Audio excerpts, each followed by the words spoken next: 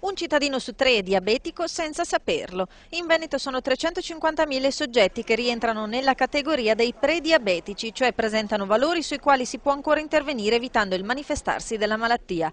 Ciò significa che in regione ci sono 500.000 persone che sono a rischio diabete o che non sanno di averlo. Dati allarmanti che incidono sui costi sociali e assistenziali per il 10% della spesa sanitaria regionale, ed è proprio nell'ottica di prevenire il fenomeno in crescita che Federfarma Vicenza, in occasione della giornata mondiale del diabete, ripropone il progetto Diabete. A partire dal 14 novembre nelle farmacie della provincia di Vicenza sarà possibile valutare il proprio rischio diabete mediante un test gratuito.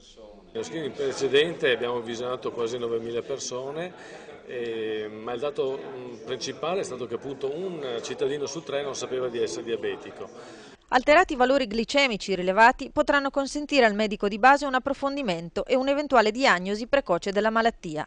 Malattia subdola perché asintomatica e causa di complicanze altamente invalidanti che in provincia di Vicenza conta 15.000 diabetici. Se invece non viene curata ci sono molte patologie pesanti, dalle patologie di retinopatia diabetica, patologie cardiovascolari, patologie che possono portare anche all'amputazione degli arti. Conseguentemente il diabete è una malattia sociale, io dico che è una malattia legata al benessere e allo stile di vita non corretto e quindi porta a dell'incidenza di costi che a livello mondiale sono i secondi costi dopo quelli per le patologie oncologiche.